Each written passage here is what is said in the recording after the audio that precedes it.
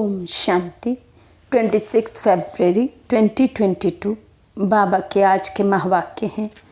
बाबा समझाते, मीठे बच्चे, रोज़ अमृत वेले ज्ञान और योग की वास धूप जगाओ तो विकारों रूपी भूत भाग जाएंगे।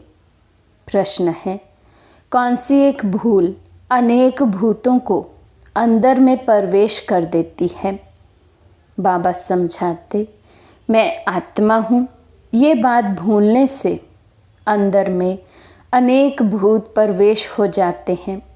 देह अभिमान का भूत सबसे बड़ा है, जिसके पीछे सब आ जाते हैं। इसलिए जितना हो सके देही अभिमानी बनने का पुरुषार्थ करो। तो सबसे बड़ा कारण विकारों का अंदर आना, बाबा कहते वो है जब हम ये भूल जाते कि मैं आत्मा हूँ, स्वयं को देह समझ लेते हैं, तो सभी विकार एक एक करके प्रवेश हो जाते हैं। इसलिए बाबा कहते देही अभिमानी होने का ही हमें पुरुषार्थ करना है। गीत है, आज अंधेरे में है इंसान। ओम शांति। बाप बैठ बच्चों को इस गीत पर समझाते हैं।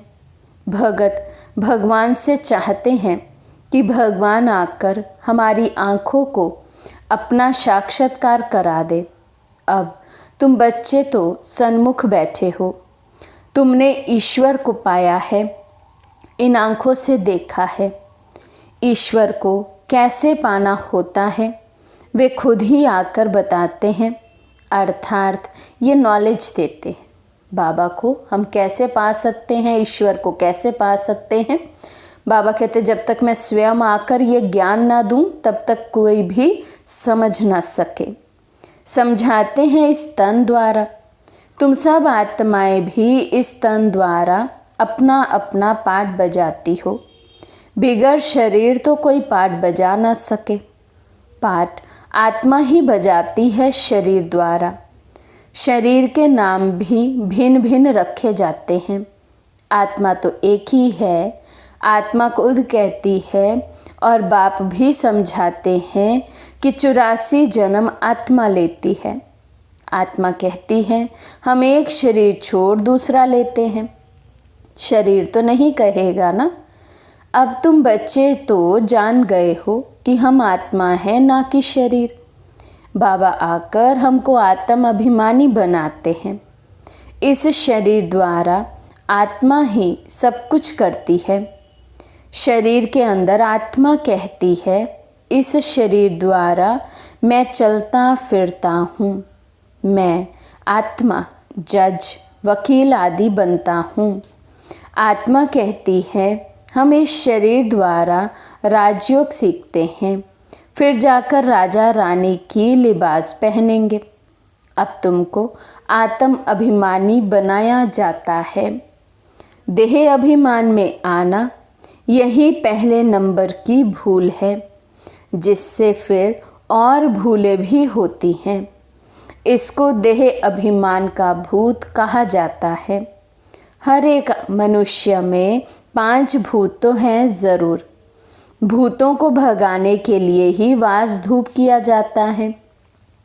इन 5 विकारों रूपी भूतों के लिए वास धूप है ज्ञान और योग। तो जितना हम आत्माएं ज्ञान और योग में इंटरेस्ट देते हैं, उसमें मगन रहते हैं, उतना हम आत्माएं देही अभिमानी स्थिति को प्राप्त करते जाते हैं और अंदर के ये भूत निकलते जाते हैं।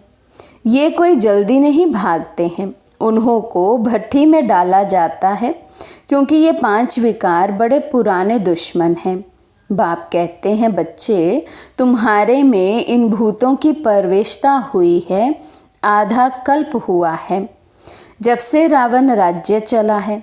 बरोबर भारतवासी रावण को दुश्मन समझकर जलाते हैं। एक बार इनका खात्मा हुआ तब फिर रस्म चली आती है। इस समय तुमने इन 5 विकारों पर विजय पाई थी। रावण मुर्दाबाद हो गया था आधा कल्प के लिए। बच्चे कहते फिर बाबा ये कब जिंदाबाद होगा? बच्चे, फिर आधा कल्प के बाद जिंदाबाद होगा, अपना राज्य करेंगे। कहते हैं ना राम राज्य चाहिए, तो अब कौन सा राज्य है? रावण राज्य है ना। सतयुग में रावण राज्य ही नहीं होगा, वहाँ होगा राम राज्य। अच्छा, राम राज्य के पहले पहले राजा रानी कौन थे? ये भी कोई जानते नहीं। राम राम कहते हैं तो राम को ऊपर ले गए हैं, कृष्ण को नीचे ले गए हैं। सतयुग का तो जैसे उन्हों को पता ही नहीं। तुम प्रदर्शनी में भी लिख दो कि हर एक मनुष्य में 5 भूतों की प्रवेशता है। कम से कम 7 रोज भट्ठी में रहें तब ये भूत सब भागे। उन्हों को ज्ञान और योग का धूप चाहिए, उनके सिवाय कभी मुक्ति जीवन मुक्ति पा नहीं सकेंगे। इस ज्ञान और योग का इंजेक्शन एक ही सर्जन के पास है। अब ये ज्ञान आत्मा को मिल रहा है। आत्मा समझती है कि बाबा हमको समझा रहे हैं, और कोई भाषा में ऐसे नहीं कहेंगे कि परम पिता परमात्मा हमको पढ़ा रहे हैं। भगवान खुद भी निराकार तो बच्चे भी निराकार। निराकार इस साकार द्वारा साकारी बच्चों को ज्ञान दे रहे हैं। ये तुम अच्छी तरह जानते हो, परंतु चलते चलते कई बच्चे भूल जाते हैं।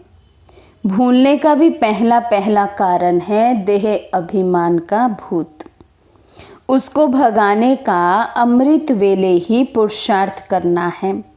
अमृत वेले बाबा की याद अच्छी रहती है।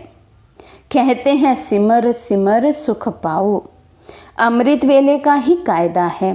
भगत लोग भी अमृत वेले ही सिमरन करते हैं। राम सिमर प्रभात मोरे मन। आत्मा बुद्धि को कहती है कि राम सिमरो। भक्ति मार्ग में तो ऐसे ही टोटके बनाते हैं, वे कोई रियलिटी में नहीं हैं। समझते नहीं कि काम भी भूत है। तुम लिख सकते हो सब में 5 भूत हैं। पहला नंबर है देह अभिमान, फिर सेकंड नंबर है काम महाशत्रु।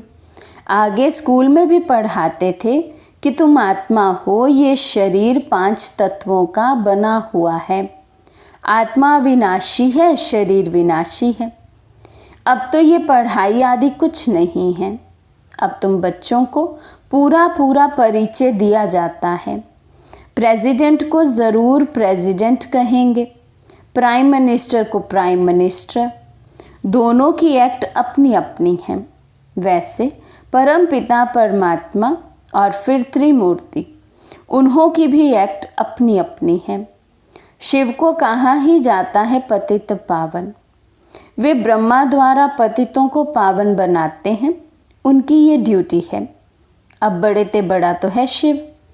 शिव बाबा कब जन्म मरण में नहीं आते हैं, बाकी ब्रह्मा द्वारा सर्विस करते हैं। शिव बाबा है एवर प्योर। ब्रह्मा विष्णु पुनर्जन्म में आते हैं। शिव बाबा तो करण करावन हार है। इस समय बाबा मीठे झाड़ का सैंपलिंग लगा रहे हैं। जो और धर्मों में कन्वर्ट हो गए हैं वे सब निकल आएंगे। तो ये इतनी समझानी नया कोई समझ ना सके। 7 रोज भट्ठी में पड़ने के सिवाय मुक्ति जीवन मुक्ति कोई पा नहीं सकते। तो बाबा कहते जब तक 7 रोज का कोर्स नहीं करें तब तक कुछ भी समझ ना पाए। तुमने भी भूतों को निकालने के लिए कितनी मेहनत की है। बुद्धि जब पवित्र हो तब ज्ञान अमृत ठहर सके। तुम बच्चे समझ सकते हो कि बरोबर बाबा की याद भूल जाती है। बहुत देह अभिमान आने से फिर मित्र संबंधियों आदि तरफ लव चला जाता है। कोई को भी मोह का भूत ना आए। बाबा को कितने ढेर बच्चे हैं, मोह की बात ही नहीं। जानते हैं आत्मा कभी मरती नहीं, मरने का ही डर रहता है।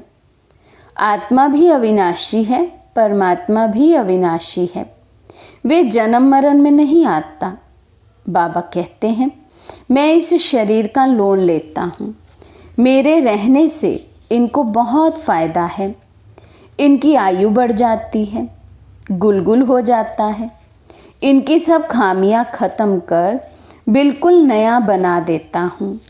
बाबा तो है ही सुखदाता। मेरे कारण ये योग सीखते हैं, तब तो तंदुरुस्त बन जाते हैं। किसी को गाली देना, गुस्सा करना, ये सब आसुरी स्वभाव है। सतयुग में ये गाली आदि होती ही नहीं। नाम ही कितना फर्स्ट क्लास है। हेवन, वैकुंठ, पैराडाइज कहते हैं ना। कहते हैं क्राइस्ट से 3000 वर्ष पहले भारत पैराडाइज था। इस हिसाब से बरोबर 5000 वर्ष ही हुआ। ये सत्य ज्ञान और सत्य नारायण की कथा कितनी सहज है। हम अभी नर से नारायण बनने की सत्य कथा सुनते हैं, राजयोग की। फिर यहाँ की बात भक्ति मार्ग में चली जाती है। वंडर है ना। भारतवासियों को पता ही नहीं कि लक्ष्मी नारायण ही राधे कृष्ण थे। इसलिए हम ये चित्र बनाते रहते हैं तो मनुष्य समझें। तुम बच्चों के सेंटर वृद्धि को पाते रहते हैं, बहुत चाहते हैं सेंटर खोलें। जांच करनी चाहिए कि कितने पढ़ने वाले हैं। स्कूल में स्टूडेंट तो चाहिए ना। पहले 2-4 आएंगे, फिर जास्ती होते जाएंगे। गली गली में मंदिर टिकाणे खुलते रहते हैं, फिर 1-2 को देख बहुत आ जाते हैं। सेंटर खोलने जैसा भी चाहिए ना, हर्जा नहीं है खोलने में, परंतु विघ्न बहुत पड़ते हैं विकार के कारण।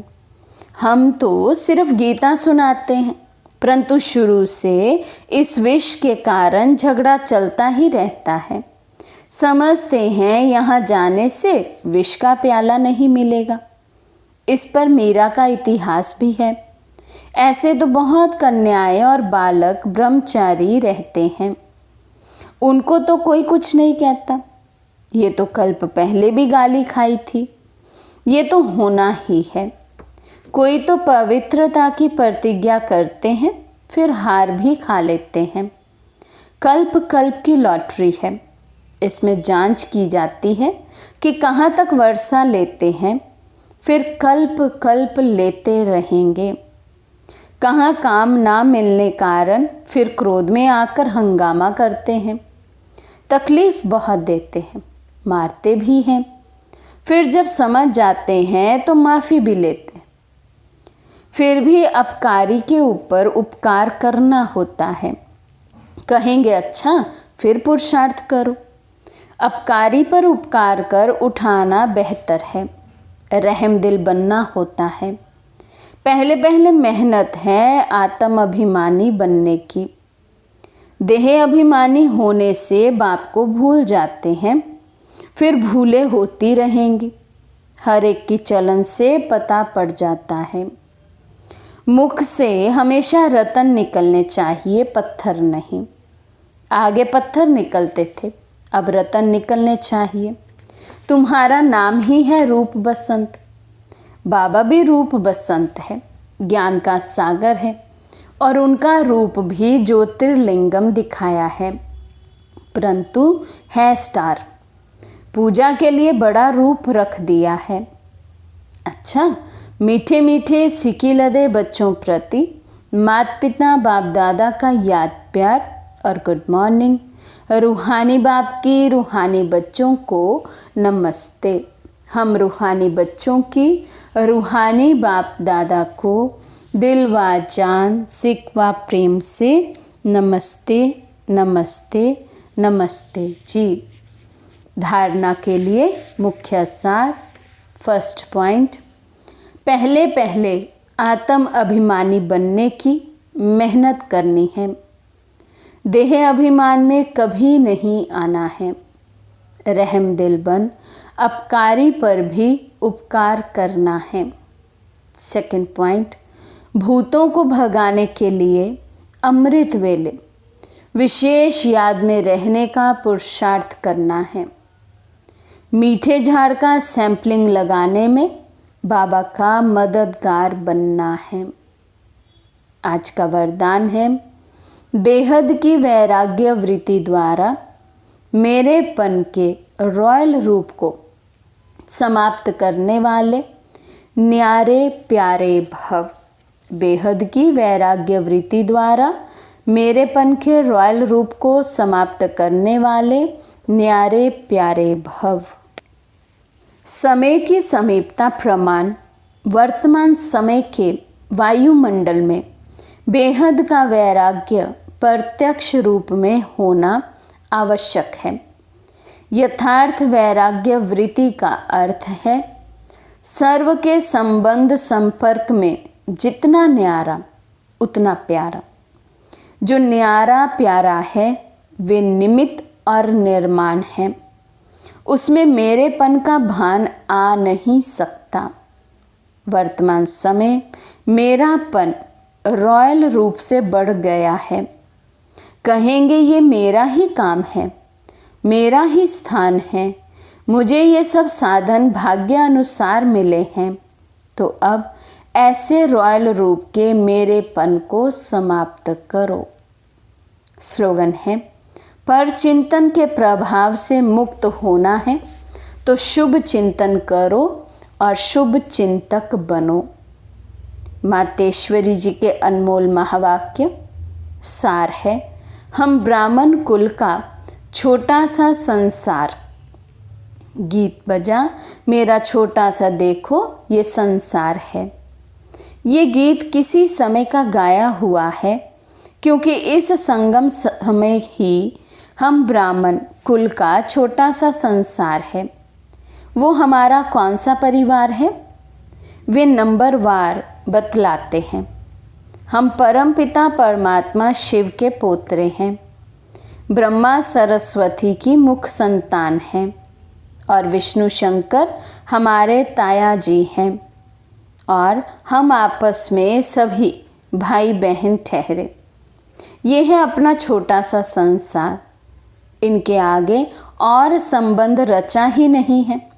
इस समय का इतना ही संबंध कहेंगे। देखो हमारा संबंध कितनी बड़ी अथॉरिटी से है। हमारा ग्रैंड पापा है शिव। इनका नाम कितना भारी है। वो सारी मनुष्य सृष्टि का बीज रूप है। सर्व आत्माओं का कल्याणकारी होने के कारण उनको कहा जाता है हर हर भोलानाथ। शिव देवों के देव महादेव। वो सारी सृष्टि का दुख हरता सुख करता है। उस द्वारा हमें सुख शांति पवित्रता का बड़ा हक मिलता है।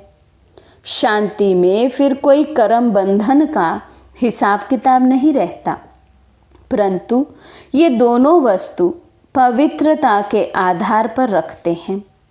जब तक पिता की परवरिश का पूर्ण वर्षा ले पिता से सर्टिफिकेट ना मिले, तब तक वो वर्षा मिल नहीं सकता। देखो ब्रह्मा के ऊपर कितना बड़ा काम है। मलेच्छ 5 विकारों में मैली अपवित्र आत्माओं को गुलगुल बनाते हैं। जिस अलौकिक कार्य का उजूरा फिर सत्युग का पहला नंबर श्री कृष्ण पद मिलता है। अब देखो उस पिता के साथ तुम्हारा कितना संबंध है, तो कितना बेफिक्र और खुश होना चाहिए। अब हर एक अपने दिल से पूछे, हम उनके पूर्ण रीति हो चुके हैं? तो मम्मा कहते अपने आप को चेक करो, पूछो अपने आप से, क्या मैं पूर्ण रीति शिव बाबा का हो चुका हूँ? अच्छा, ओम शांति।